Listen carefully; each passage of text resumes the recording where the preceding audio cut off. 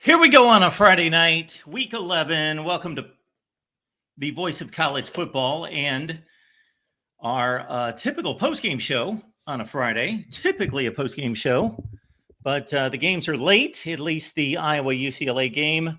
So we all want to watch that one. And so it will be way past my bedtime. You guys know better. Not past my bedtime, but way past when any of you will be giving me a call or interacting with me after UCLA and Iowa get done. About 12:30 Eastern. I believe it's a 9 p.m. Eastern time kickoff.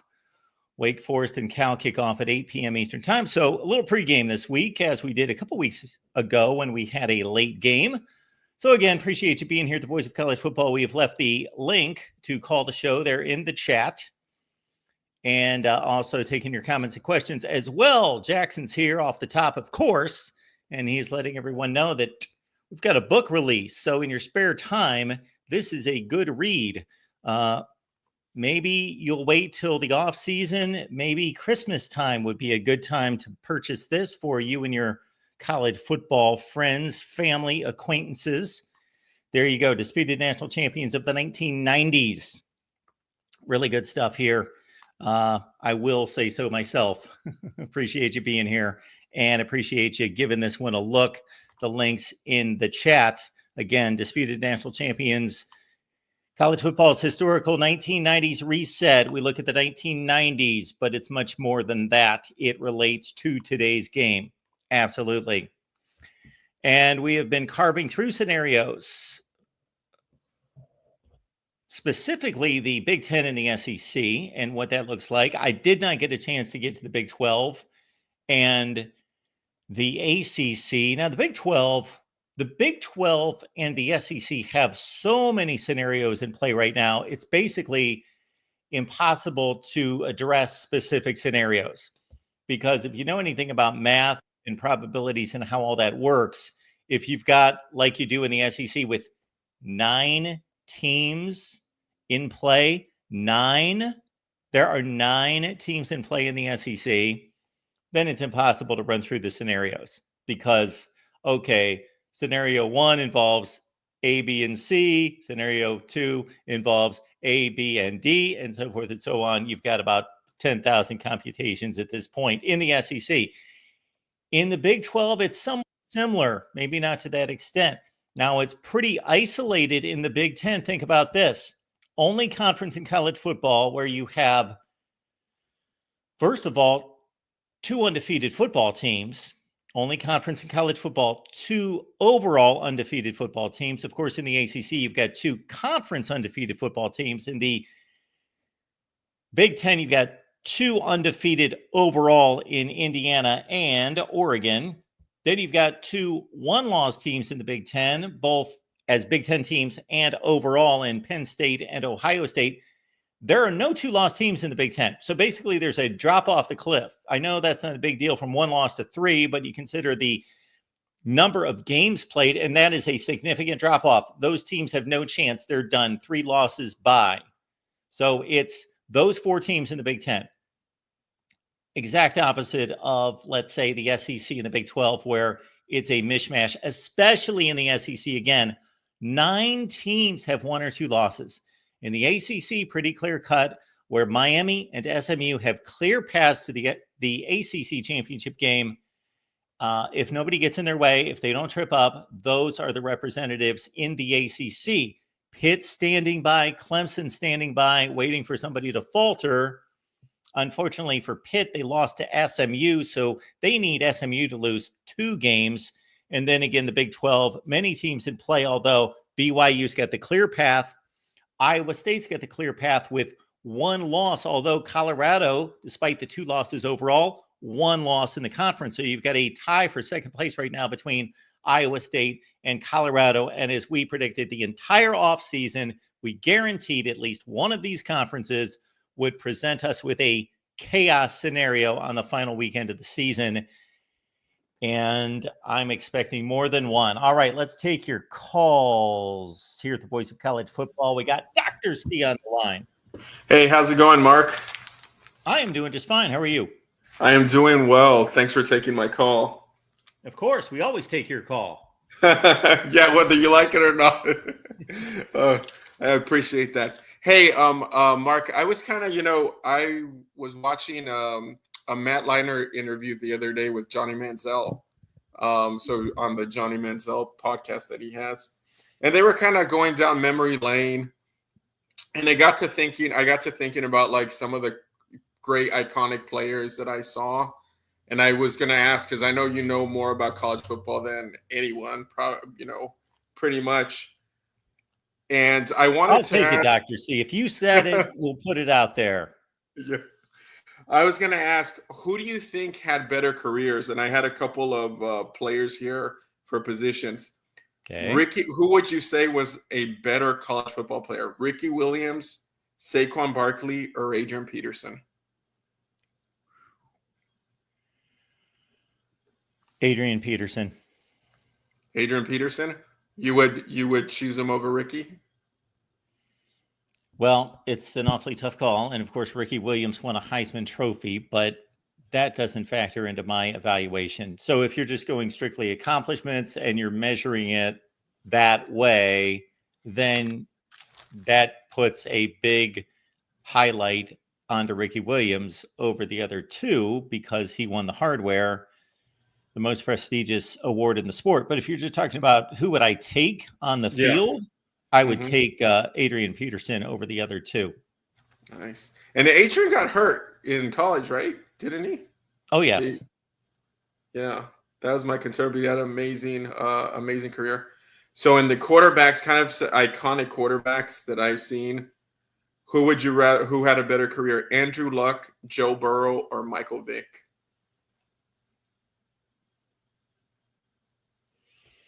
Well, Joe Burrow had one remarkable all-time season. The other season in his career was decent. So he had 2 seasons. The other guys had more than 2 seasons. Michael Vick would have had 3 as the starter, and Andrew Luck probably 3, if I remember correctly. And Andrew Luck's his statistics, especially for his day and time, although that's not that long ago, but in terms of football advancements in the passing game, it was a long time ago because hardly anybody was posting those kind of numbers. They're very different players, of course.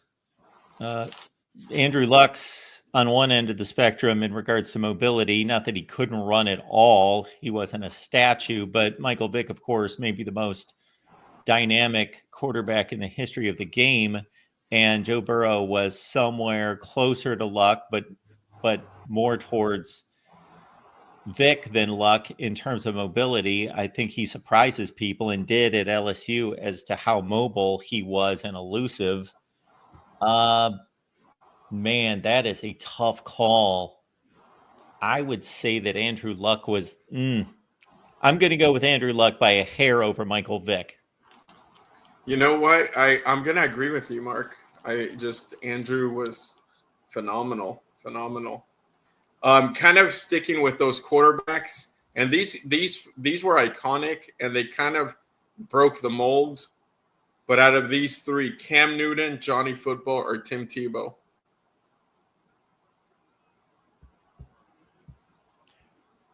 Oh, Cam Newton was the best quarterback. He was the best Out of those player. three? He was the best player out of Mm-hmm. those three. So if Tim Tebow was on that Auburn team or Johnny Manziel was on that Auburn team, do they win that national championship?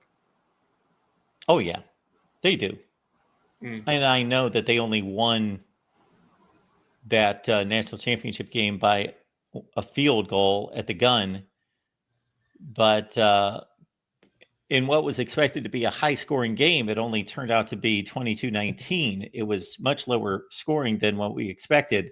I will say that Tim Tebow he did not start. He won a national championship and played a lot as the backup quarterback and as a guy who came in to be a wild card, a change up from Chris Leak. Johnny Manziel had his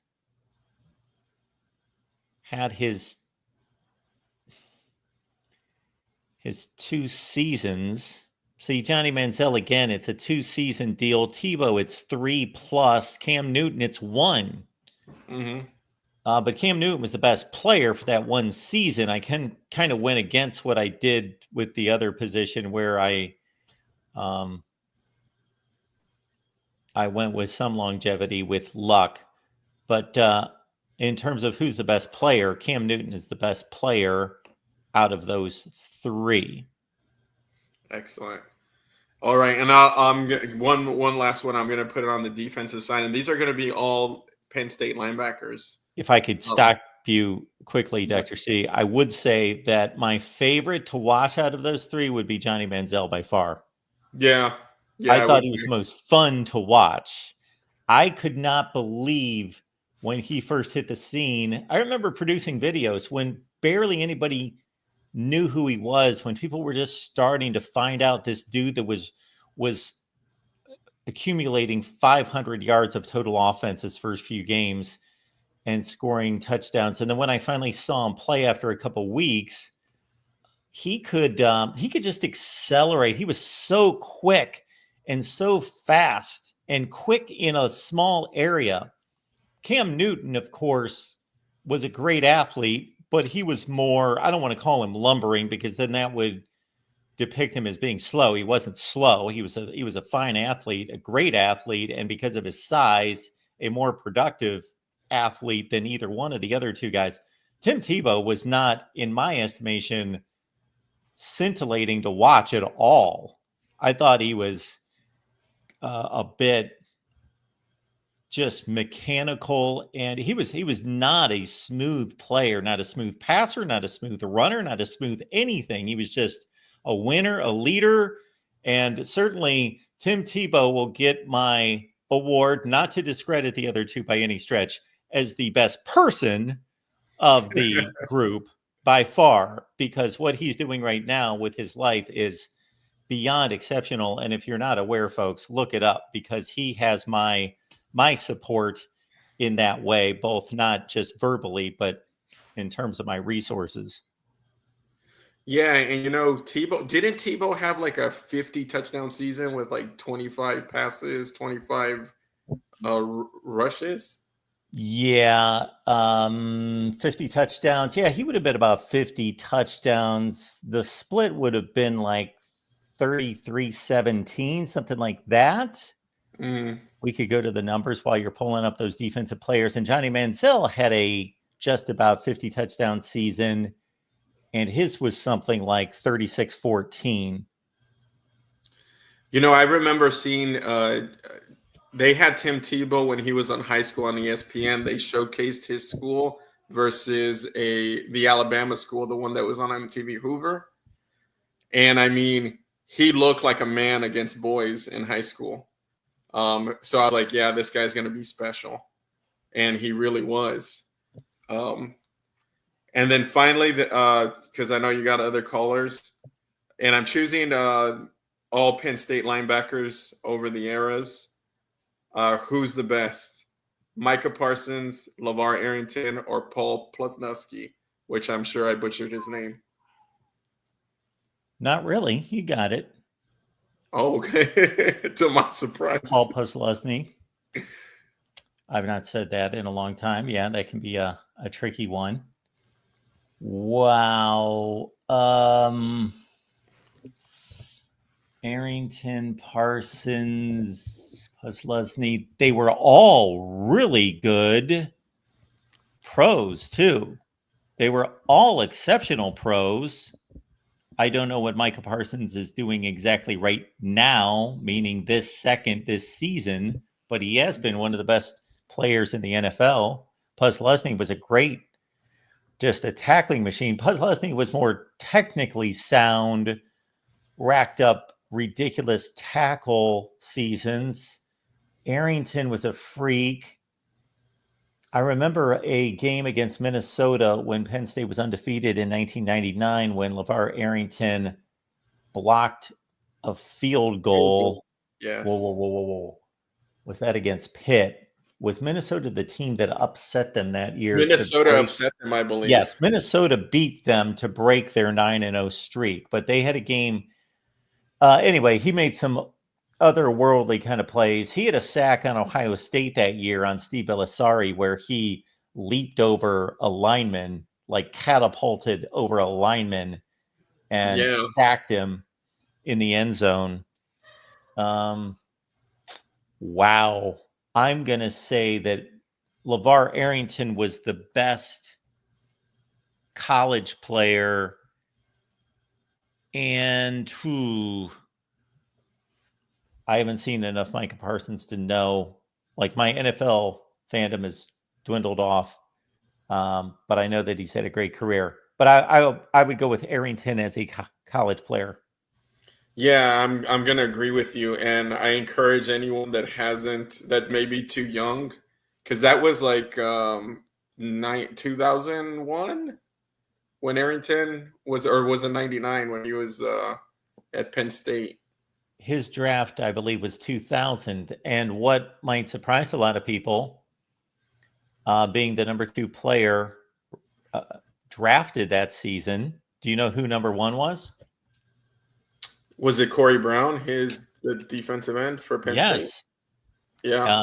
LeVar Arrington got all the attention and all the hype and all the focus, and rightfully so. But his teammate playing the same position, basically, it was the other defensive end. Basically, they may call them outside linebackers, but they played defensive end. And Courtney Brown, same team, same position, was the number 1 pick in the NFL draft. Yeah, the Browns drafted him. I remember that. Yes. Yeah, that I was surprised because Penn State, when they started, I remember that was the first game I had I think I'd gone away from college football for a while, and Penn State opened the season playing number 4 Arizona, and Penn State whooped them. Yes. And that's when I saw LeVar Arrington, which was this freak athlete. Like I said, I encourage anyone that was too young to go look at the highlights. LeVar Arrington, it was the freak of freaks athletically. You see the leap over that lineman. It's incredible. He hit everything that moved. It was a joy to watch that guy play. And that guy really kind of brought the love back to me to watch college football again. So I'm going to be a fan of that guy forever. But yeah. Johnny Manziel in the season that everyone remembers because they beat Alabama and he first hit the scene and won the Heisman Trophy. He actually threw 26 touchdowns and he had 21 rushing touchdowns for 47 total touchdowns. He rushed for 1,400 yards as a quarterback at 7 yards per carry. And then the next year, 37 touchdowns, increased his completion percentage to 70, 37 touchdowns and 9 rushing for 46. So he accounted for 93 touchdowns in 2 seasons.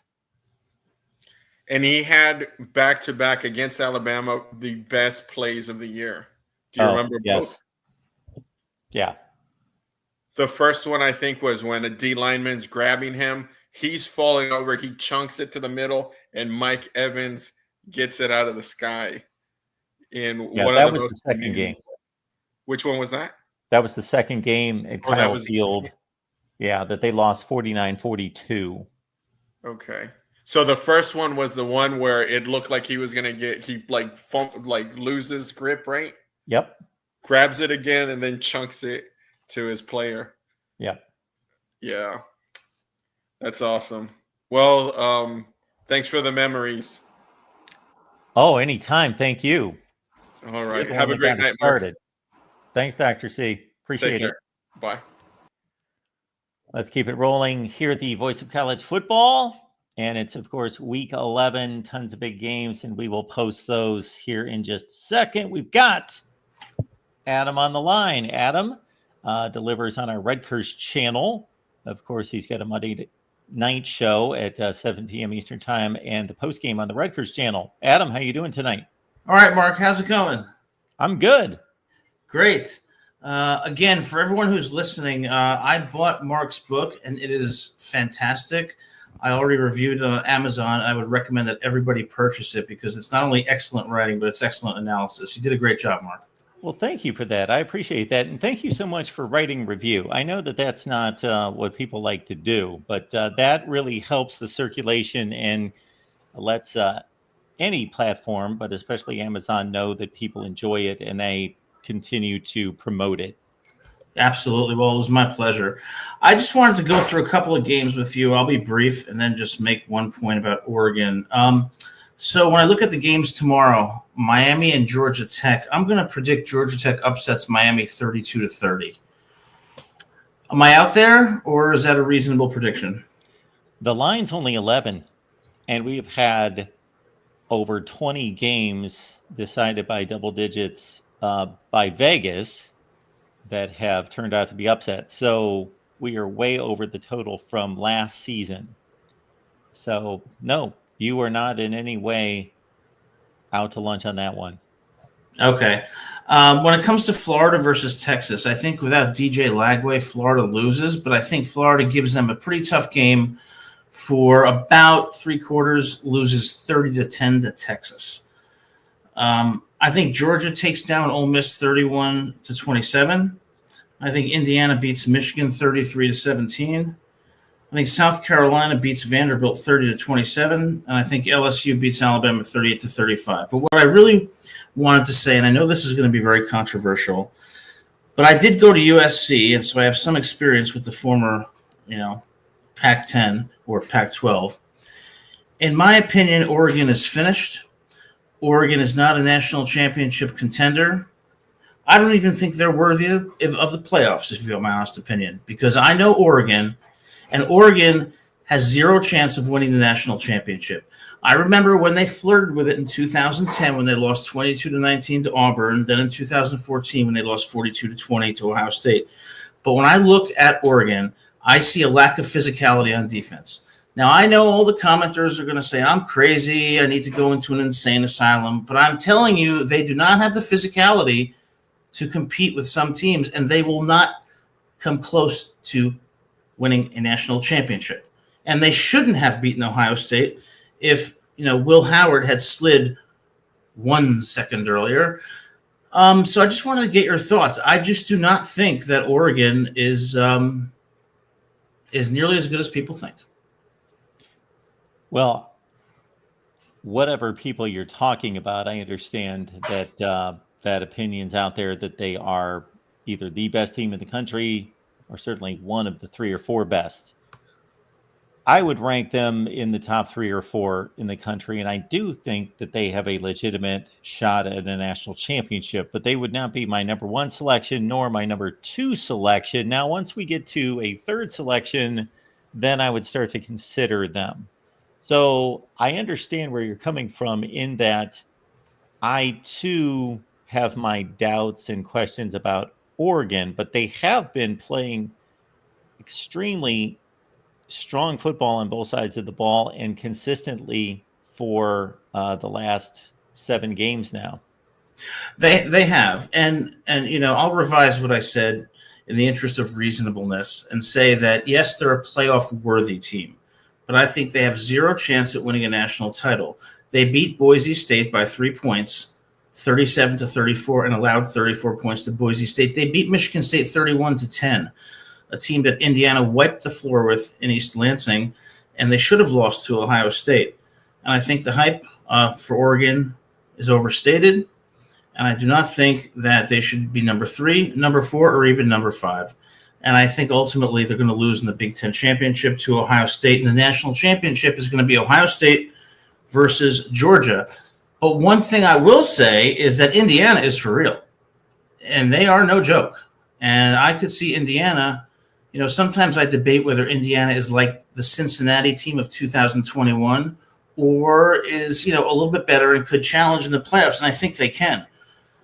But you guys can say I'm as ridiculous as you want. We'll see at the end of the season when Oregon goes down, okay? They did the same stuff in the Pac-10 or the Pac-12 when they ran the score up on pretty good teams and ultimately lost and got their asses kicked in the playoffs like they did against Ohio State in 2014. Oregon's finished, and that's my take. As crazy as you may think it is. Thanks for having me on, Mark. All right, Adam. Thanks for being here. I appreciate it. All right, take care. One more time, everyone. Adam says Ohio State and Georgia play in the national championship game. Oregon has no chance to win the college football playoff, but they should be a playoff team. And Indiana is being disregarded. And I will start with that final statement. This is what I'll say for Indiana. And I'm going to really watch this football team on Saturday against Michigan because I saw some of the UCLA game. I saw some of the Nebraska game. And that's it. That's all I've seen from Indiana this year. I did not see them play Washington. I did not see their game against Michigan State last week. Just too many more important games for me to watch. And I'm trying to watch as much as possible. And again, I just saw shy of a quarter against Nebraska. And of course, they wiped out Nebraska. And again, the UCLA game, UCLA was not playing good football then. If they played UCLA today, they'd still wipe them out, but UCLA has improved considerably. Deshaun Foster, you're playing tonight. Back me up on this one. UCLA is much improved. Okay, the thing that is so impressive about Indiana is that Ohio State had its Nebraska. Georgia had its Kentucky, and to a certain extent, it's Florida game. Texas, they had their Vanderbilt game. They had their Mississippi State game, which was far less than impressive. Oregon had its Idaho and Boise State before it really got rolling the last 7 games. Indiana, yes, Indiana is the only team in college football. They are it. They are the only team in college football that has shown up every week and played a complete offensive game, defensive game, special teams, and been impressive. Every week, every game. And yes, the best team that they've played is probably Washington, then either Nebraska or Michigan State, and then the other one. Those are their 3 best opponents. So no, they haven't played anyone. They have played 3 teams that in one of them in Nebraska, we thought at one time possibly could be remarkably improved. No, they're largely the same team that they were last year. Nebraska is really not improved. At first, I thought people are overhyping Nebraska. They are improved, but a lot of people were really projecting, especially after they beat Colorado. Oh, they could make some noise in the Big Ten. I never thought that. Then I thought they're not quite as good as I thought. They're not quite as good as I thought. They're not. And now I just think that they played a decent game against Illinois. Nebraska played a decent game against Illinois, and they blew it in the 4th quarter and lost in overtime. Otherwise, what have they done? They struggled mightily against Rutgers. They lost to UCLA. They got completely steamrolled by Indiana. So Washington's probably the best team Indiana has beaten this year. Washington's got a win against Michigan. They beat USC. They probably should have beat Rutgers. They missed some field goals in that game and lost at the wire. They rolled up 500 yards of total offense in that game. Washington's a decent team. Between Washington, Nebraska, and Michigan State, you're looking at the 50th best teams in the country.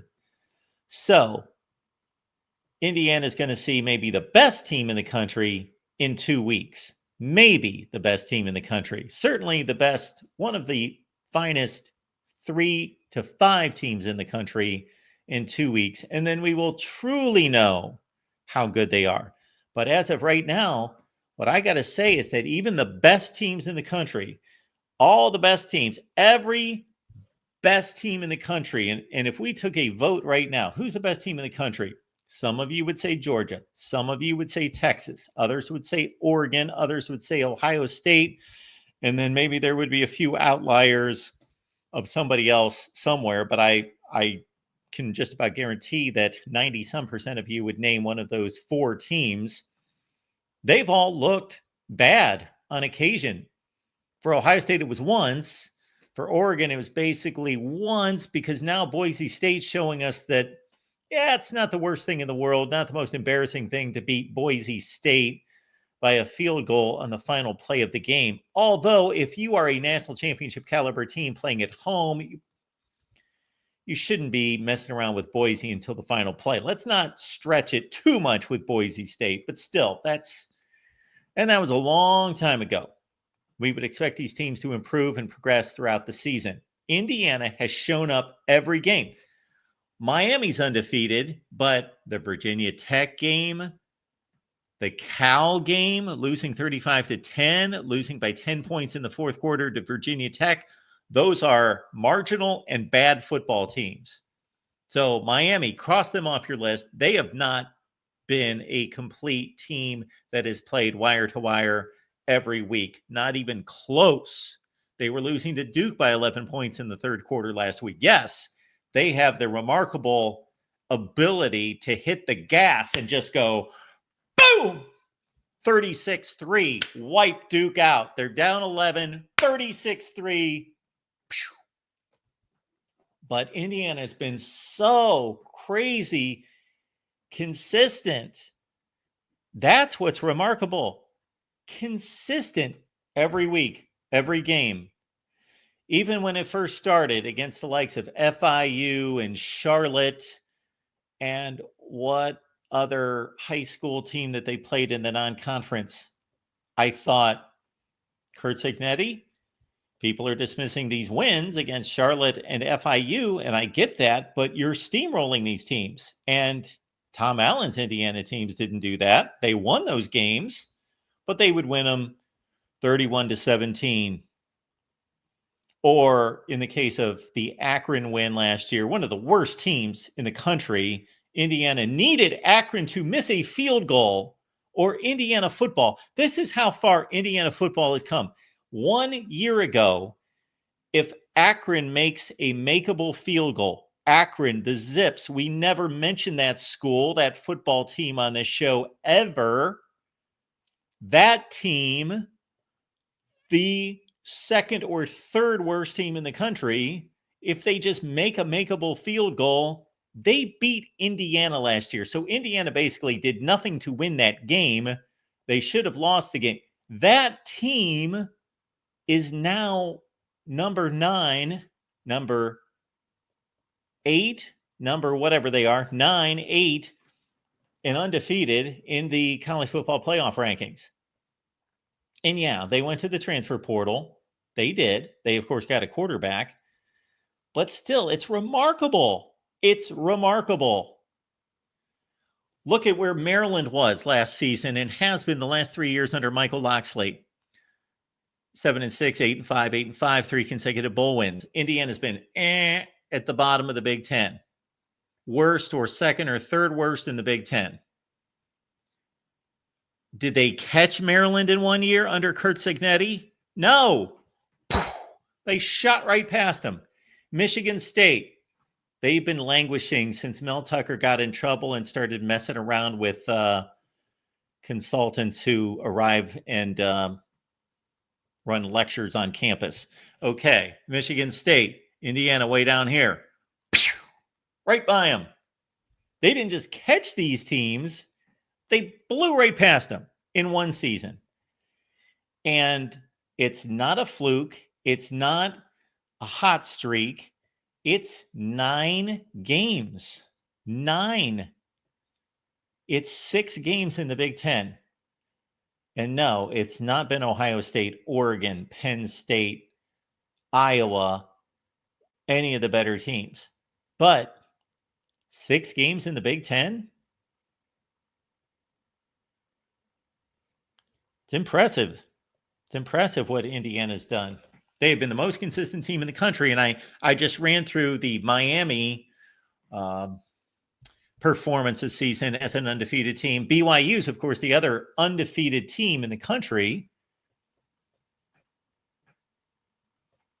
2-3 weeks ago, they were hanging on by a thread against a bad Oklahoma State team.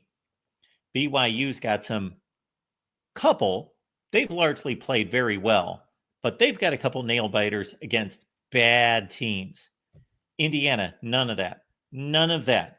If you would have told me at the beginning of the season that Indiana was 9-0, if you would have told me that, I would have said, okay, wow, that's remarkable. I'm sure they beat Nebraska 28-27. Sure, they beat Washington because Washington missed 2 field goals in the last 5 minutes, and they get squeezed by that one, and on and on and on and on. Not dominance. Dominance. All right, we do appreciate you being here, the voice of college football. And before we take the next call, I'd like to play off of what our buddy Adam was saying here, because yes, we have released a book, and I had a whole lot of fun writing this, and to tell you the truth, I'd like to write some more. Disputed National Champions. So we took the 1990s, which I consider to be the most impactful decade in the history of college football in regards to determining a champion. I went through every season, and I take you through the storylines and the preseason hype and which teams were supposed to perform and which ones turned out to be busts that particular year, how the season played out, the late season drama of the championship race, the postseason assignments, the postseason games, how they played out, and then the vote, the AP and coaches poll votes. And then, were those votes credible? Were they valid? Who got left out? Who got screwed? What was their resume? Why did they get screwed?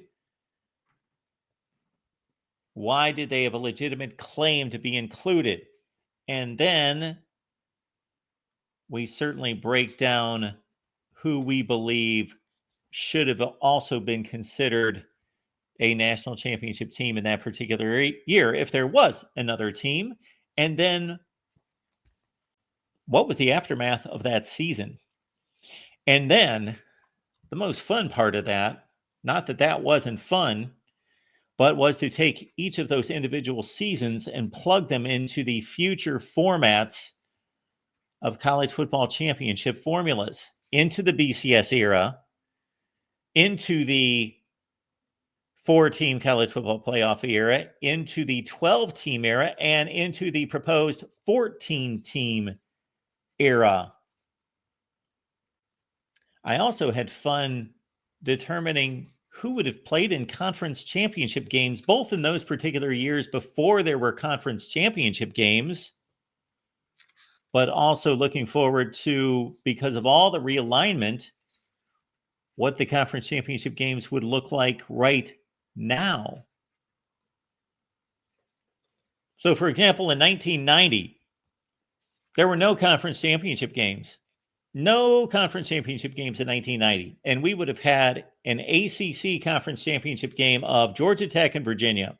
We would have had Colorado and Nebraska in the Big 8. In the Big 10, I couldn't tell you because there was no distinguishable way to figure it out, because we had 4 teams tie for the Big 10 championship. So there would have been some kind of conference championship game in the Big 10 in 1990 of Iowa, Michigan, Michigan State, or Illinois. 2 of those 4, USC and Washington, would have played in the Pac-10. The SEC, Florida, Tennessee, and the Southwest Conference. Remember the Southwest Conference? Texas and Houston. Yeah, a lot of fun. And then I also look at what would have the conference championship games been under the current alignment. And so, for example, in 1990, if you take the 1990 season, under the current alignment, you would have had a Penn State-Washington Big Ten championship game, an SEC championship game this is ironic. You would have had a Penn State-Washington Big Ten championship game, and those two teams are playing this Saturday. And your SEC championship game of 1990 would have been Florida-Texas, and they play this Saturday. All right. To the here and now, 2024. Welcome into the Voice of College Football. Nick? Hey, Mark. How's it going? I'm good. How are you? Pretty good. I'm going to give you a number here, and I want to see if you can guess what it is or what it means. Okay. 3-17 as a record. Oh, that certainly sounds like James Franklin's record, either against top 10 teams or against Ohio State and Michigan. No. It wouldn't be Ohio State and Michigan. Top 10 teams. Top 10 teams, 3-17. He's 1-10 against Ohio State, with his one win being 2016. And I will remind people that if there's a definition, the definition of a fluke win would be a game like that. Literally a blocked field goal with like under 2 minutes to go or something like that. Return for a touchdown. I get your point. I don't completely agree, but I get your point. Now I will say it's not a ridiculous point, so I'm not dogging you, but I'm mostly being sarcastic. But like I will say my buddy was over and he called it. He called it right before it happened. He's like, dude, he's like, I think he's got a line like a chance to get there. Anyway.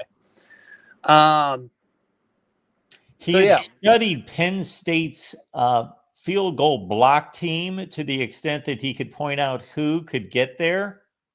No, I don't think so. I mean, he played football in high school. It was probably a bit of a lucky guess, but I don't know. He saw something and he just called it out and it happened. And I was like, whoa, you don't see that every day. So, okay. But, and then of course I don't know what his actual record is against Michigan, but I know he's 4-16 against Ohio State and Michigan combined. Well, it sounds like it's 3-6. Okay. 3-6. Well, I'll have to think about that. But think about it. They've played 9 games because if he's played Ohio State, I'm just trying to think of that third win. Is what I'm saying. They blew us out in 2017 with Saquon Barkley. They beat us 2016, 2017, 2018.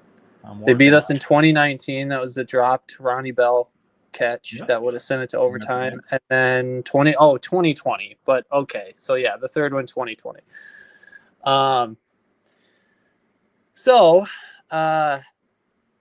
I like it when we get definitive answers, and I've dogged on James Franklin. So I'm just having this conversation with you because I don't want to just keep beating a dead horse at this point. There is absolutely no reason why anyone in the Penn State program or any fan should ever think or wish or call up this show and say, Mark, I think we can beat Ohio State or a top 10 team this year, because it doesn't happen. When you're 1-10, it's just that should never even be in their mind unless you go get a different head coach. We know what he is. Andy Kotelnicki was the hot shebang this year, if that's even a word, but he kind of laid an egg a little bit in that game, I thought. So I don't know. I didn't watch the game super closely because I figured I thought Penn State had the team to beat Ohio State, but I just figured, it's James Franklin. It's James Franklin, the dude who looks like he takes himself more seriously than his team. But that's just my opinion. I could be wrong about that. You may think I'm wrong. That's fine. But that's one of the reasons why I don't like him. His demeanor is just he just takes himself so damn seriously. But anyway. So I don't know. Just wanted to put a pin in it and just I like it when we have answers. And I think we got a definitive answer. And it's not like Ohio State has had the same coach every time they've faced him. He's lost to both Ryan Day, Urban Meyer, obviously. And then he lost to Sharon Moore, who, sure, Sharon Moore wasn't the head coach during the week, but he was the offensive coordinator and he was the game day head coach. And they did run the ball however many straight times in the second half. That was his call, not Jim Harbaugh's. So he's lost to multiple coaches on both of those teams. I just don't think it's even reasonable to expect at this point that Penn State is going to beat Ohio State ever again, no matter what they do in the regular season. Do you think that's fair? Kind of like a believe it, I won't believe it until I see it type mentality? I think, even though I don't completely 100% agree with you, I would say I 75 to 85% agree with you, because you making the statement that the assessment of 21 games has told us that they can't beat a top 10 team. And obviously they did it 3 times, but generally speaking, can't beat a top 10 team has been proven over and over and over and over and over again. And if you just take the 1 in 10, you would think that, considering how good Penn State has been almost every year since 2016, so now we're looking at 9 consecutive years in which they've been really good, aside from even when they went 7-6 in 2021, they had a very capable team. They just, wilted down the stretch and lost some really close games. So they've been talented, that they would walk into you just, if you took the, if we ranked all the coaches in college football and you took the bottom 25% and grabbed a guy, you would think that he could still back his way into a couple wins by accident. So I totally get it.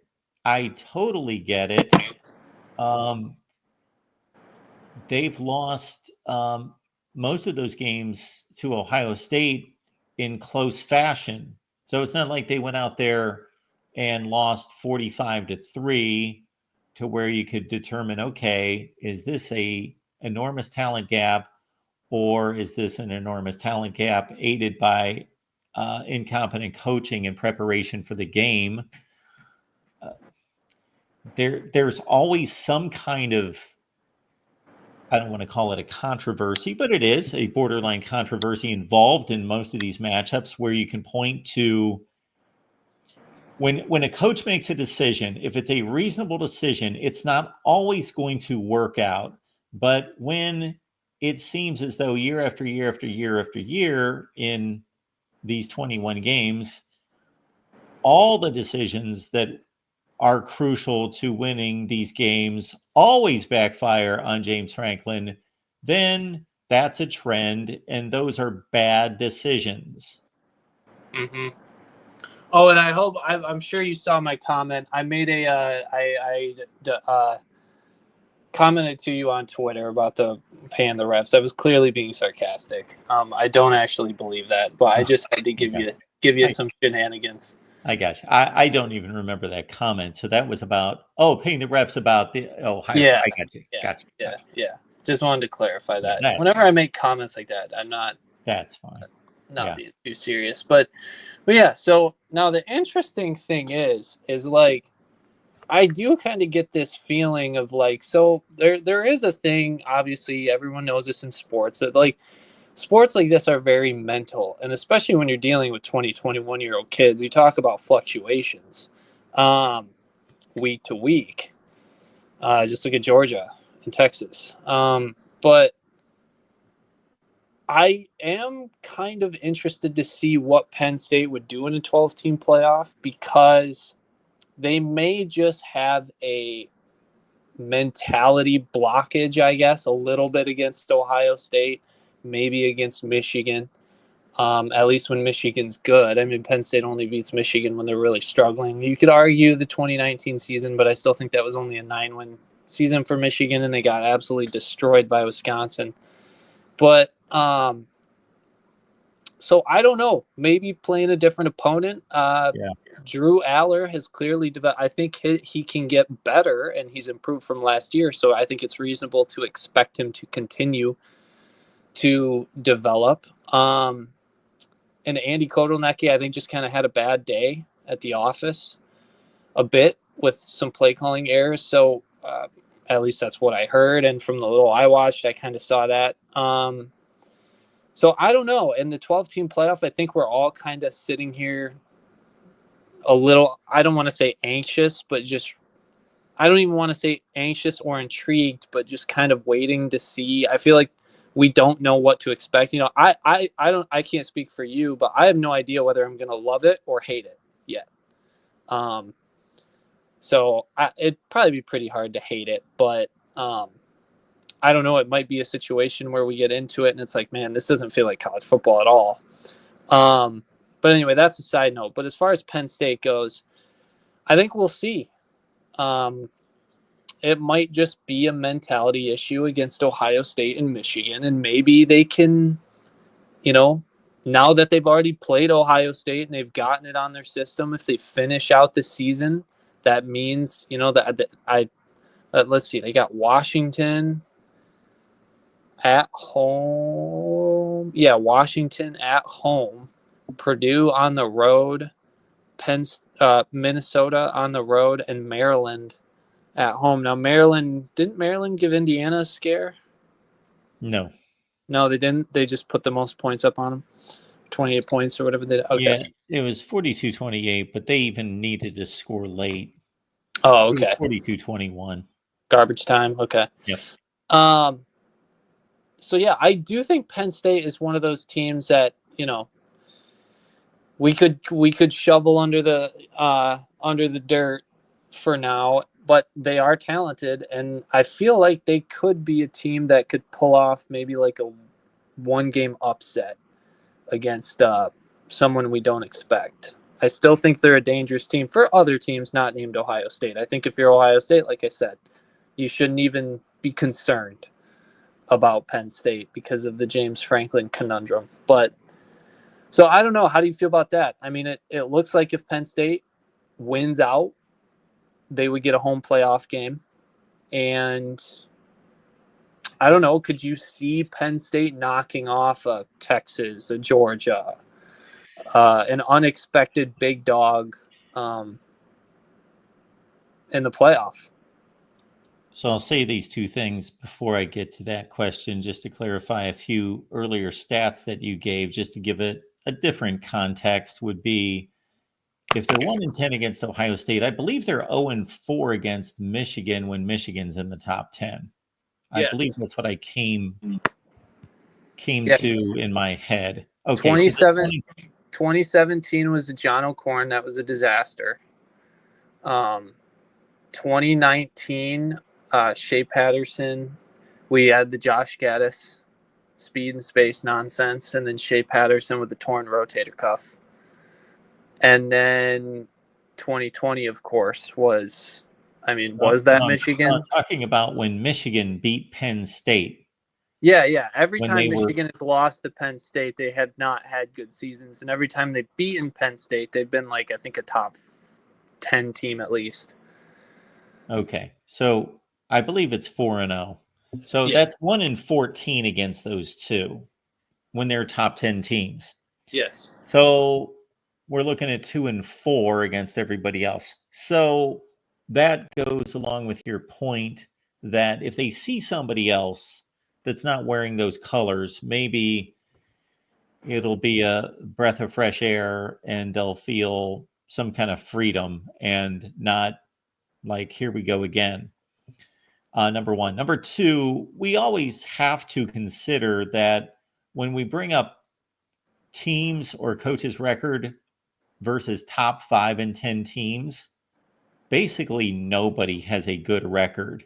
Like, I think we sometimes look at it like if somebody's 6-10 against top 10 teams, we think of that as being atrocious.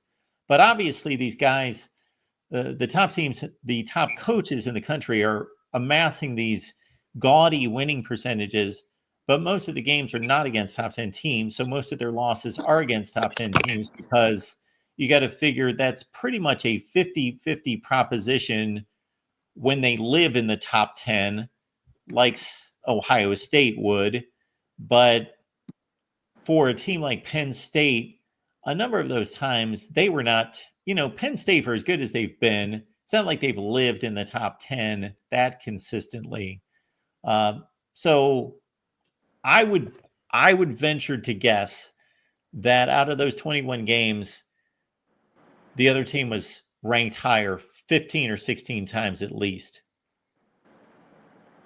Yeah. Yeah, and I know some people were bringing. I thought this was completely ridiculous. And hey, I'll just come out and say it. I don't like the guy, of course, because I'm a Michigan fan.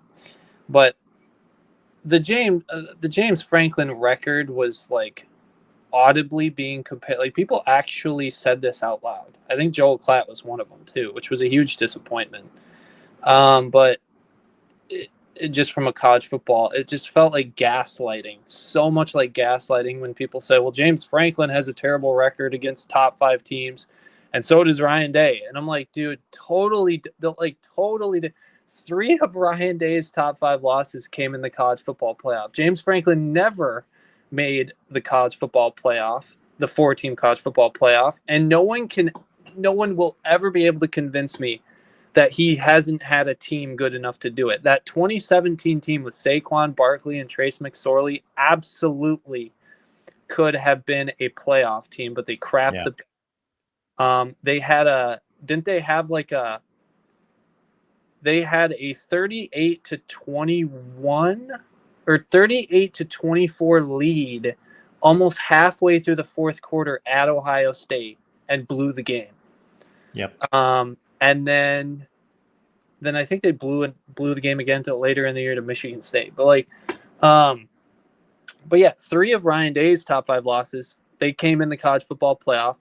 One of them was the 2020 the COVID year against Alabama, but that was a national championship game appearance, which I don't care what anyone says. Losing in the national championship game, maybe unless you're TCU, you shouldn't be like super embarrassed about it. But then he lost to Clemson in 2019 with Trevor Lawrence, but he avenged that loss in 2020 and kicked their you-know-whats. And then they lost to Georgia, which they really should have won. I mean, in my opinion, if Marvin Harrison Jr. doesn't get concussed, I think they probably win that game. I didn't think they were going to make that field goal, but regardless, I mean, Ohio State had a double-digit lead in the 4th quarter again. Yeah, and the then level of performance isn't really close, and those you're pointing out some teams that are just at the very top of the sport, and that's not to excuse Ohio State losing games, but Penn State wasn't playing the 2020 Alabama team in a national championship game, and wasn't playing that 2022 Georgia team, in a high stakes game. That's another level. Like those teams. And that's why I feel like it was gaslighting. It was just let's just hype the game up for the team. These both of these head coaches need this win. They need this win. Oh, really? I don't think so, because Ohio State's been kicking Penn State's ass for a very long time. So I'm being objective here. I'm a Michigan fan, but I'm not going to tolerate that kind of garbage, especially from people like Joel Klatt or whoever else calls themselves a credible college football analyst doing nonsense like that. And then the other one was just Oregon. We saw it, 1-point loss. Ohio State probably should have won the game. So, if I'm not mistaken, Ryan Day's 9-8 in top 10 games. Yeah, I think that's the number I saw. Which most people would be thrilled with. So, you can't complain when you win more often against top 10 teams than not. I don't know how you can complain that much. So, yeah, I don't know, but we'll see. Like I said before, I think as far as it comes to Ohio State, you put the period on the end of the sentence there. That was a resounding answer. I'm not going to keep berating him and bringing this up anymore, but I unless some idiot, says something stupid and Penn State could go the whole way and beat Ohio, with no evidence to back it up. But okay, Nick, one other possible, not excuse for Penn State's past, but hope for the future, the immediate future, would be, what if that Ohio State team that they lost to last week is either the eventual national champion or a national championship game loser, and Penn State is really a lot better, and they played a close game against that good of a team. Well, then I think we'll see, because I think we'll see Penn State make it deep into the college football playoff as well. So I don't think that's a situation. I guess what I would say is I don't think that's a situation where we see Penn State get bounced early in the college football playoff, and then Ohio State goes on a run, and we're like, oh man, Penn State was a lot better than what we thought. Like, I think that would require both teams to perform very well for me to accept that, I guess. Is that reasonable? I got you. Yep. Okay. Well, and by the way, I would say I'm 99% confident. Well, I guess I can't say 90. In a year where I thought we actually had an elite team, which I thought Texas was that team. I guess I was way wrong. Clearly, there's a hard ceiling to Quinn Ewers, it appears. But I don't know. Maybe they make the change to Arch this year. I would if I were them, but I don't know. He's young. But you would pull the plug, huh? I just think the ceiling is so much higher with him. It reminds me a little bit of the Clemson Kelly Bryant Trevor Lawrence thing. I thought you were going to go there. And I know it wasn't against a great team, but Arch's ability to run was very impressive to me. I don't think he was listed as a dual threat coming out of high school, but neither was J.J. McCarthy. It seems like that. Neither was Trevor Lawrence, and we saw him run away against what's the last? I can't remember his first name, but Brown of Ohio State, a really good defensive player. We saw, and even Urban Meyer said, even Urban Meyer said, he's like, man, I had no idea Trevor Lawrence had. Once he gets going, and I was surprised by it too. So now let's make a distinction here. Kelly Bryant never took a snap in the NFL. Yeah, but Quinn Ewers is a COVID. He's a COVID evaluation, and there's been, if you go look at how those quarterbacks turned out in college, coming out of high school, the way they did those evaluations, those high school evaluations, were different. A lot of those guys, they didn't go in person. I don't think they had Elite 11. Maybe they had Elite 11. I don't know if Elite 11 was canceled or what, but it was a really weird scenario. And Quinn Ewers is like smack dab right from one of those really funky years. And it's not just him. And I'm not saying he's a bad quarterback, but there are other quarterbacks who came out of that class who way outperformed and were ranked way lower at the time, and then dudes who were ranked way higher who were total busts. So one note on that is, you bring up a great point. I am going to predict that Quinn Ewers will take a snap in the NFL. Yes, I agree with that. Okay. Todd brings up here, doesn't Penn State have a good record against the SEC? Penn State has a good record, meaning Joe Paterno. Anytime you say Penn State, you might as well just say Joe Paterno if you're talking all time, because he is just the complete accomplishment list of Penn State football in its history. So Joe Paterno has a good record against the SEC. James Franklin lost to Ole Miss in the Peach Bowl last year. He lost to Georgia in a bowl game after the 2015 season. They beat two very marginal, to be kind, let's be more accurate, pretty bad Auburn teams that both went 5-7 in back-to-back years, 2021 and 2022. So that lifts him to 2-2. They lost to Arkansas in the Outback Bowl. That's 2-3. That's pretty much what I got for you. I believe that's the complete James Franklin run. Again, they lost to Kentucky in the Citrus Bowl in 2018, 2-4. James Franklin against the SEC. And I find it funny making a statement like that. Since when does the SEC logo on your jersey mean that it's impossible for your team to not suck? Like, this conference-wide brand, like, I get it. The top end of the SEC has won a ton of national championships. But the SEC has mediocre teams good, not great teams and Sure. terrible teams, just like every other conference. Yeah. So that means that means nothing to me. Like I want to. Exactly. Like if it would have said top 10 SEC teams, that would be different. Just like I hear this phrase all the time. They've got SEC players. Okay. Like, and I am one who does his best to evaluate these teams and these conferences correctly. And I still believe that the SEC is the best conference. And of course, it has been for years and years and years. But they have SEC players.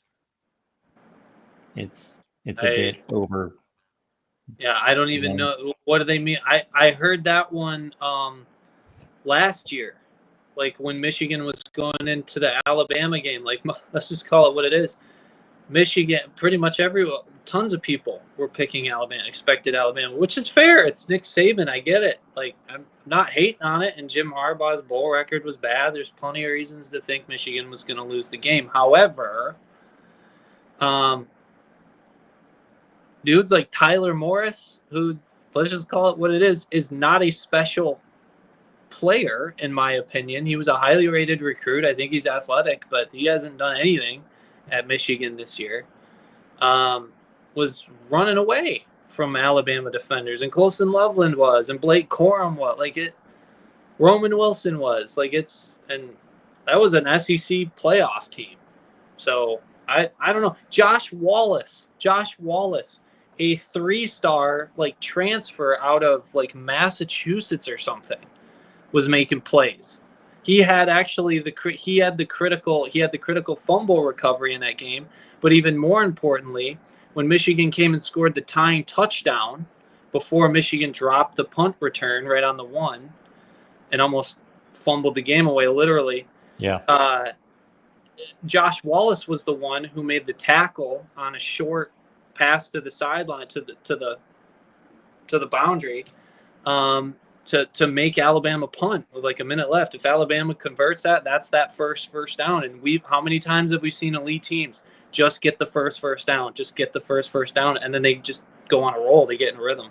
So I don't know, the whole SEC, I don't know, that thing just, I don't know. I kind of get what people are saying, but it's one of those things, again, it's just, I feel like it's just something people repeat because they've heard talking heads on ESPN say it, because those guys got to say something to get your attention or sound sexy or all, or sound interesting or say something outlandish. It's such a Paul Feinbaum thing to say, I guess. Anyway, but yeah, so we'll see what Penn State can do. And then I wanted to get your thoughts on this real quick. I can't say I've done a full-fledged research on this, but I think I've seen enough of it that the thought is somewhat legitimate or something to consider. I'm concerned about Oregon. And the reason why is because we've seen in at least 3 games this year where they have been dominating teams in pretty much every stat. If you just look up, the Google stat, the score, and then you say which team stats, the individual player stats, all that. Third down conversions, everything. They dominate in these stats, and they do not dominate on the scoreboard at the time in the game when they are just destroying teams, according to the stats. To the point where it looked like Davis Warren was playing a great game, which I thought he actually was playing a very good game. But you go look at his numbers, they're not good. Mm-hmm. He played a good game compared to what we've seen, but that was not a consistent performance. Now, part of that was because our coaching staff is filled with Kirk, what's his name? Campbell, is a dumb you-know-what. But it just, I don't even want to think about that, because I just of course, the trick play and Alex Orji out there running routes, and he runs into a cameraman to end that drive. He could have made it a game. Just give me a break. Why are we having Alex Orji? Why are we having Alex Orji on 4th and 5 in the red zone against Oregon to make it a one-possession game when you have all the momentum, you've driven down the field, and Davis Warren is out there making some accuracy passes the likes of Tom Brady would make. And yeah, that's an exaggeration, but some of those were some extremely accurate balls. I got it. Let's have Alex Orji basically run some weird-ass version of a wheel route right into the CBS cameraman, and then we'll have Samaj Morgan throw him the ball. Okay. Yeah, I don't know what to tell you. Davis Warren took him down the field to the 15. Well, Alex Orji had the one big run. But anyway, I did think Davis Warren was playing pretty well. And obviously, he had that hot touchdown drive right before that to get it to 28-17. And yeah. It was disrespectful to him. Yeah, if a coach can even be disrespectful. He wasn't on the field for the final 3 plays of that drive. And what kind of message does that send to your team? I really start to question, I think Wink Martindale will be back next year. There will be adjustments from what I've heard, but sounds like his biggest issue is a similar issue that Mike McDonald had, a learning curve going from the NFL to college. So, and not saying not saying Wink is as good as Mike or anything like that, but it's reasonable to keep Wink at least if he stops putting Mason Graham at edge. I don't know why he does that, but Kirk Campbell will not be the offensive coordinator next year. He will more than likely be demoted back to quarterbacks coach, which I'm fine with. He's an excellent quarterbacks coach. He's one of the reasons why Michigan is in the running for Bryce Underwood as we speak, and a big reason why they got Jaden Davis. But yeah, going back to Oregon, should Oregon fans be concerned that there is a possible trend now? And this isn't just against like a struggling Michigan team that has NFL talent. They did it against the same thing happened against an FCS team. And yeah, you can say that was week 1, but here we are. And then I think there was another game. It was something similar. They struggled to pull away. I don't know if I've actually seen a team be so dominant in so many of the key stats and just not be able to pull away. If you're an Oregon fan, if there's one question or one reason why this team is just not elite, is that a possibility? Like, is that something that could rear its ugly head against a Georgia, a team that could execute if Oregon doesn't put the foot on the gas or foot on the throat? Like, I would be pretty concerned about that. I don't think that's a sign of an elite team. Yeah, I'm trying to come up with the other game that they failed to pull away. They beat UCLA pretty handily. Now, I don't remember how the game went. The final, I believe, was 35-13. They beat Michigan State 31-10, and they were up 31-0. It was Boise State.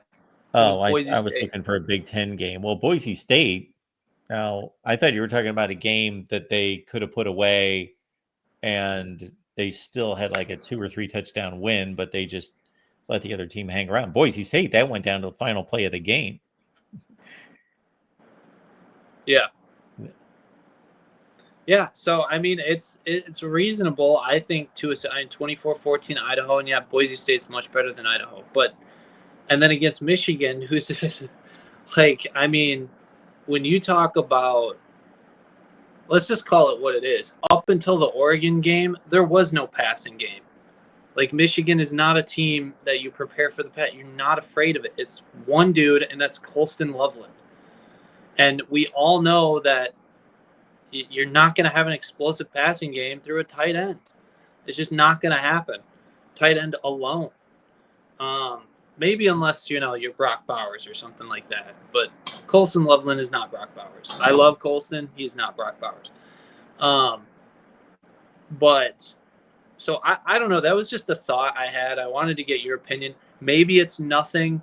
I don't think there is an elite team in college football this year. I think the closest thing is Texas, but they have the issue with Quinn Ewers. And there are some questions about their defense. I like their defense, but how is their defense elite? I don't know. So, and honestly, I think Ohio State's secondary, maybe it can get better, but from what I saw, I was not impressed. And I think if you're Ohio State, I don't know. I think Will Howard is fine. You know, he's a good quarterback. He's not what you guys have had in the past. You know, as far as like a first round pick, he's just not. But he provides stability, and I thought it was impressive that he threw, even though it was against Penn State. I thought it was very impressive that he was able to throw that pick six against Penn State, be down 10-0 on the road, and be able to settle in and calmly, you know, execute. It's a very, very established veteran quarterback. But yeah, I don't know. Would you be concerned about Oregon? I can't get that out of my head. Like, if Oregon ends up not winning the championship, this is going to be the thing I think back to, is kind of what I'm saying. Yeah, I guess I'm seeing that out of everyone, though. And it's a college football season. There's not been a team that's gone through a college football season winning all of its games and not struggling against a marginal team. You've got to go back to 1995 to find that team. I think previous recent years have had multiple teams that would be better than any college football team this year. Well, that's not what I said. I said that you're looking at teams that have been saying that Oregon has struggled against marginal teams, which I don't know who that would be besides Idaho, and not put them away, or maybe Michigan. But everyone does that. Well, yeah. This year, yes, but I don't think they're. No, every year. You take the national champion and the teams that competed for the national championship, and they all had a struggle or two against a marginal team. Two? I could maybe one. I don't know about. Yeah, so you're not considering Boise State marginal team. That's fair, because they are ranked 12th. Yes. I think that's fair. I guess I'll just have to keep an eye on it and see how the season plays out, because, you know, if it happens one or two more times, then it's not even a question. But yeah, I don't know. My gut feeling, just from an elite, like, do we have an elite team this year? No, I don't think so. Just in general, I don't believe there's a team this year that could beat Michigan of last year, or Georgia, probably. Well, maybe Georgia last year, but, like, I don't think there's a Stetson Bennett Georgia, you know, team level caliber team we have this year. And I'm sure there's teams even farther back. I don't know. I'm just not really impressed, I would say, with the top end. I guess I can't put my finger on it. There just seems to be something missing with these top 1, 2, and 3 teams. Which, hey, if that is the case, which it sounds like you don't believe it is, but if it ends up being the case where we have just really good teams but not elite teams, which is fine. I'm not saying like there's anything wrong with it. It could make out to be a much more entertaining 12-team playoff, you know? True. We'd all love chaos. Well, I'm not disagreeing with you. I'm disagreeing with the point that teams have not struggled that have competed for national championships.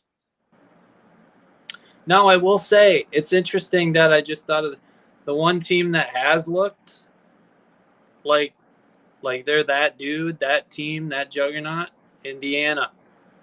Yeah. If we didn't have names and jerseys on these teams, if fill in the blank, Ohio State, Georgia, whoever had Indiana's resume and did exactly what they did against those teams, they would not be number 9 in the country. I think that's ridiculous. Like, I get it. They have not played a prolific offense, but there is no way on God's green earth that if Ohio State did to Nebraska what Indiana did, like, you flip those two teams, that Ohio State would be undefeated and ranked 9th. Or not even Ohio State, just say anybody else. And again, I know the different games, like it's all about matchups. I'm not trying to focus on that too much, but hey, Isaiah Hole said this, and I 1,000% agree. Indiana is absolutely playing like a national champion caliber team.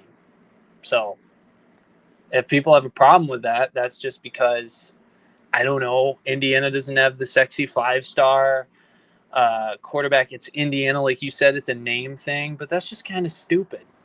Yeah, it is stupid.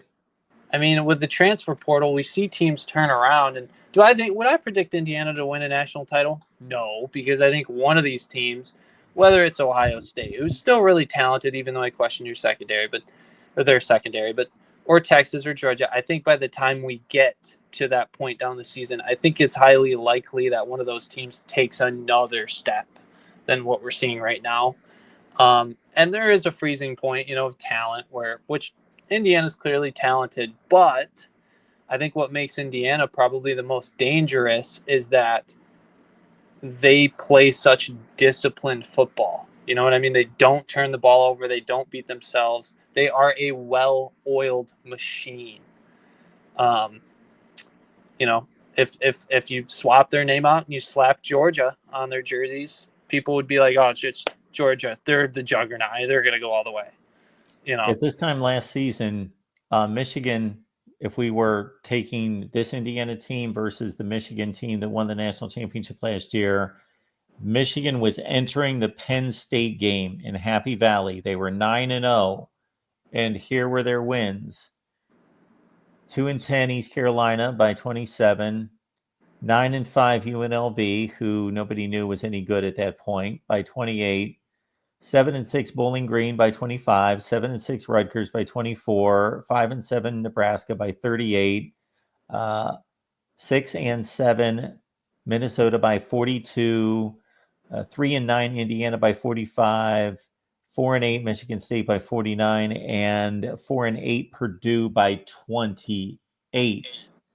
Okay, that's the 9 for Michigan at this point last season, and the 9 for Indiana at this point in the season, going into the Michigan game, of course.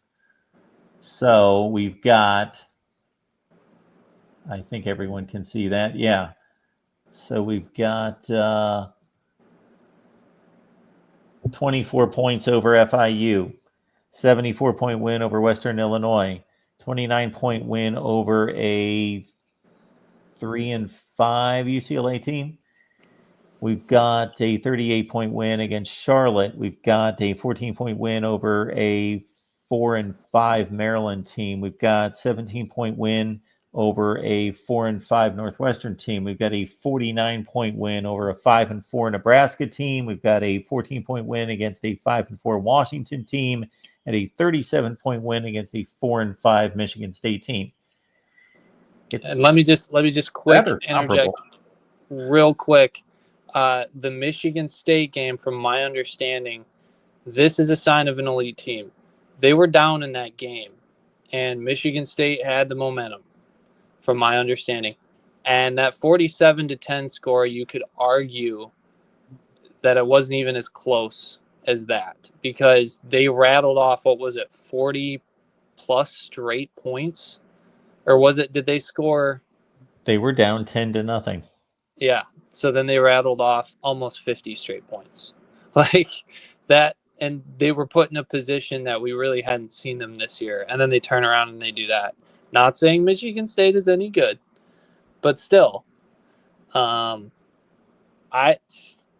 think it's fool's gold, or not fool's gold. I think it's foolish for anyone to doubt them, because like you said, if anyone's doubting them at this point, it is not because of anything on the field.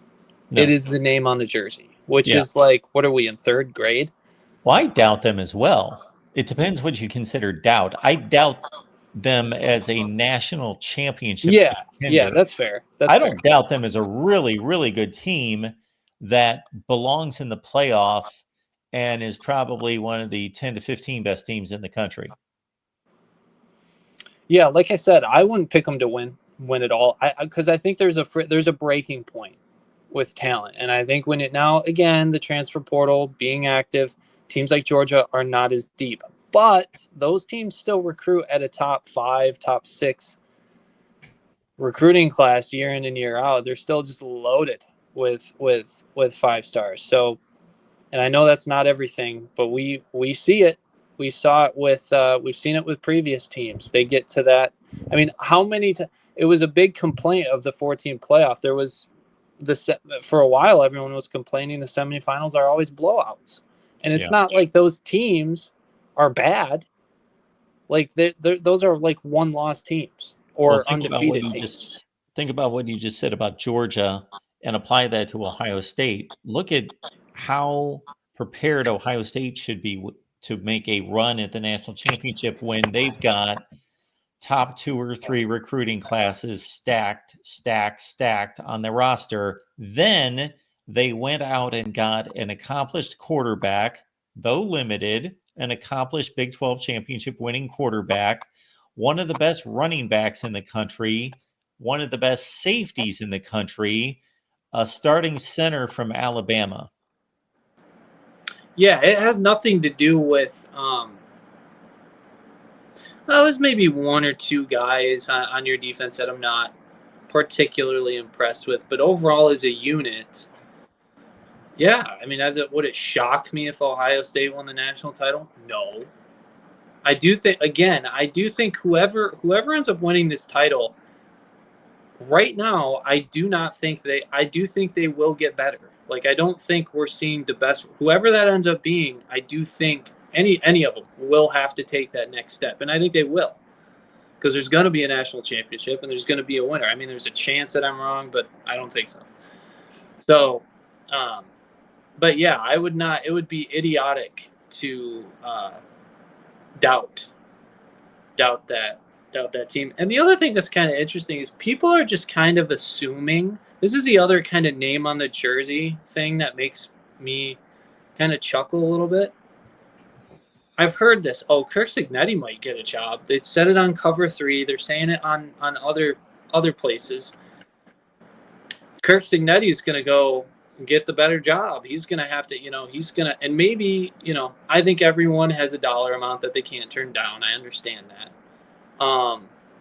But who's to say that Kirk Cignetti would just up and leave Indiana? Why wouldn't, in his mind, why wouldn't he feel like he can't build I don't know about juggernaut, but a top 10 program? Why can't he build a legitimate top 10 program at Indiana? Why? Indiana, there's no reason why. Indiana, don't they have like the top 20 largest fan base? They have a huge fan base. Yeah, so I'll state it this way, and somebody asked me a similar question, and this is how I responded.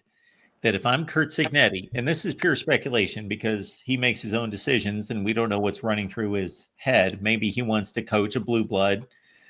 But if you're Kurt Cignetti, who is now currently making $5 million a year, and the top coaches in the game are making anywhere from 9 to 13, well, for one thing, he's going to get his contract restructured. Now, I don't know that they're going to blast it all the way up to $10 million a year, but it's going to get restructured, number one. Number two, he may enjoy the challenge of doing it at Indiana, where a number of other places he would be one of 2 or 3 or 4 or 5 guys in the history of that program to elevate them to championship level status. So it would be a great thing and much appreciated. But if he does that at Indiana, then you're talking about stuff of legend. So why not attempt it at Indiana? And to your last point, the Big Ten media rights contract means that Indiana makes more media rights revenue than Alabama does, or Georgia, or anyone in the SEC.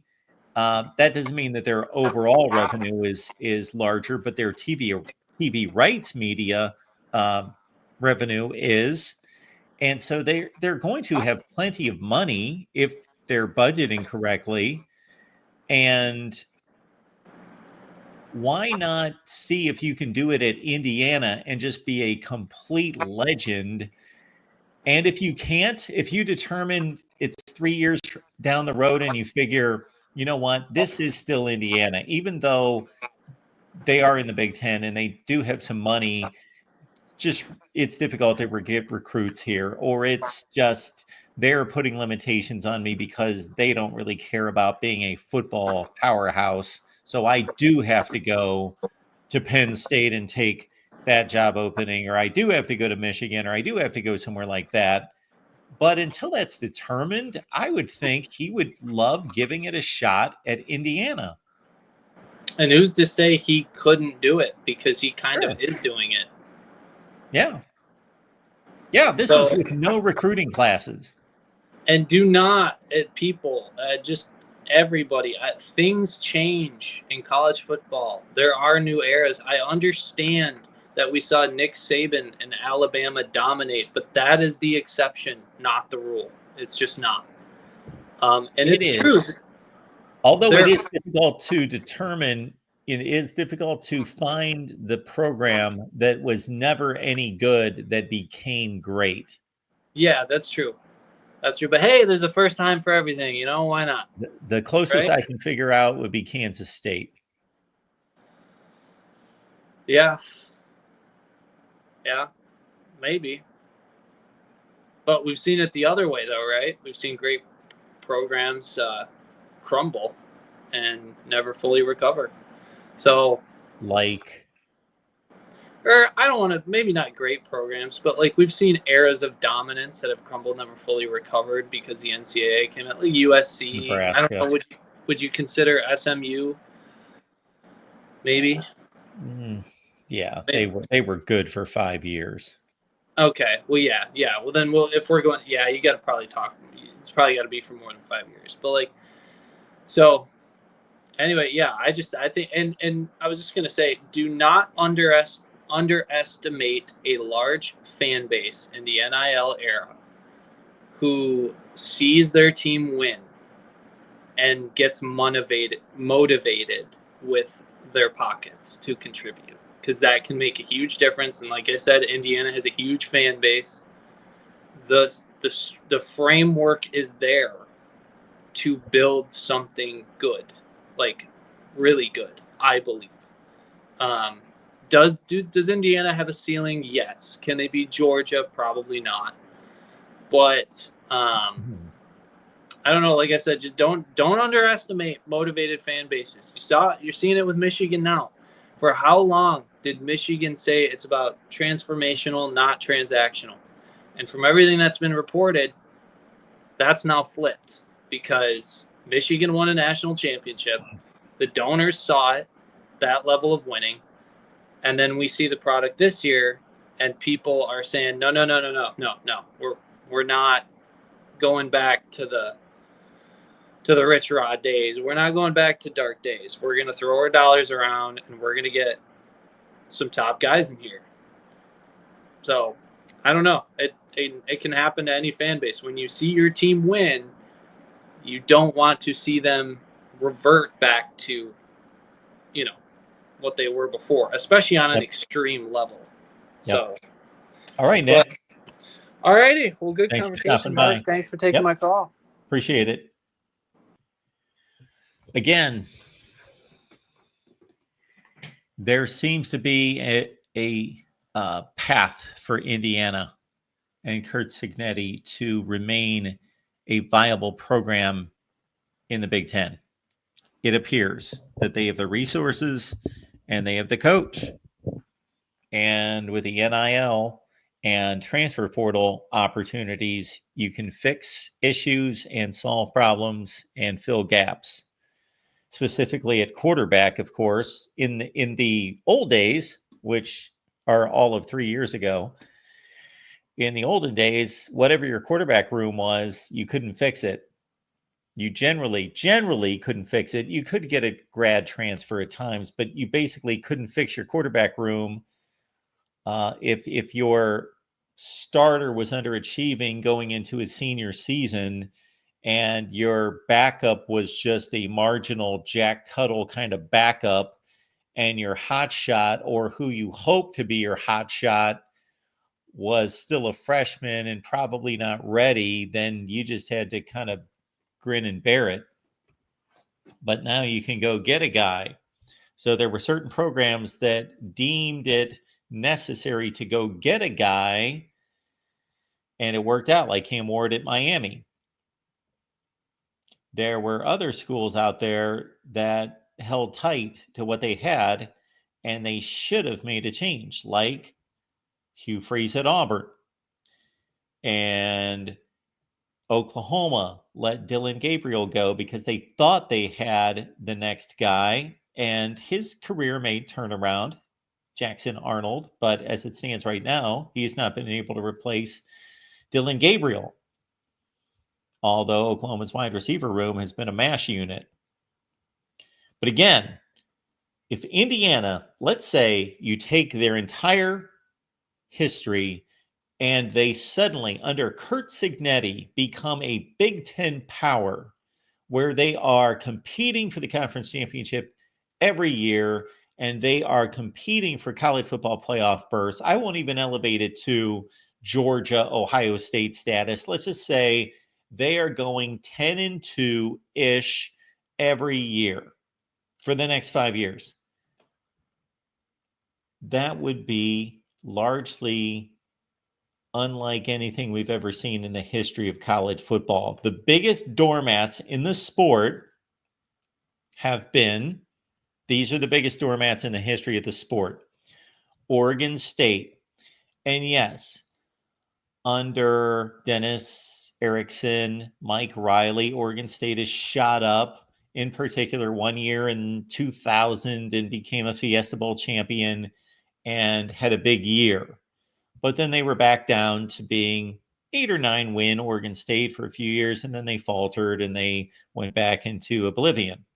And then Jonathan Smith had this 10-3 season a couple of years ago, but I'm talking about elevating to become a power. So that didn't happen at Oregon State. They had one team. Stanford, I would not put in the classification of having an awful football program all the time. They had success under John Rounch and Bill Walsh in the 70s. And so they went to Rose Bowls. They won Rose Bowls. They would pop up and have really good teams. And of course they did in the last 10 or 15 years. So I was trying to relate whether these teams in the last 10 or 15 years under Jim Harbaugh and David Shaw, whether they were aberrations. But Stanford's football history is much, much beyond Indiana's. Wake Forest, terrible football history, terrible, horrible. Right now, they're in the midst of going through a run of 7-5, 8-4 kind of seasons. For the most part, they went 4-8 last year. They're good. They're decent. Dave Clawson's a really good coach. They went to the ACC championship game, but did they really elevate? No, it was for one season, and they were in the ACC championship game. Big deal. They weren't really that good. And again, it was 1 year. So they didn't do it. Northwestern, historically one of the worst programs in history. Yeah, Gary Barnett, they went to the Rose Bowl. Again, none of this was sustainable. Pat Fitzgerald had a nice run, but his record at Northwestern, barely over 500. So no, they didn't come anywhere close to reaching a elevated status in college football. The closest I can pinpoint to what Curt Cignetti would do, let's say if he goes on a 5 to 10 year run at Indiana and they are a top 10 team in college football, would be what Bill Snyder did at Kansas State. Look at Kansas State's record prior to Bill Snyder. 3-8, 3-8, 1-10, 1-10, 0-11. Like there were 0-11, 1-10 seasons. That was routine before Bill Snyder. It's awful. And then it took him about 5 years. He elevated. I never considered Kansas State to be a real powerhouse nationally, like really that you would truly take them seriously to win a national championship. but they were certainly a top 5 to 10 team a number of times. So Bill Snyder achieved as close to what I am asking for as anyone ever, taking somebody just mired in the ashes of college football, just a complete doormat, and raising them to near elite status. All right. We do appreciate you being here, the voice of college football. And we'll let you know that we've got Iowa and UCLA, of course, going at it here soon at the Rose Bowl. This will be the first game between the two teams since, I believe, the 1986 Rose Bowl, where Iowa was a substantial favorite and UCLA embarrassed them 45-28. That is the last time UCLA and Iowa got together on the football field. So enjoy this one. UCLA and Iowa, and of course, Wake Forest and Cal are on the field as well. Appreciate you being here at the Voice of College Football. Instant analysis here throughout the day on Saturday. We'll be live after the ball games on Saturday night. Please use the Amazon link. When you shop on Amazon, please use the Amazon link. It remembers everything about you, instantaneously transitions to your account and recognizes who you are. So you can help us tremendously here at the Voice of College Football by, please, when you shop on Amazon, use the Amazon link. We'll see you all day Saturday. Enjoy the football tonight.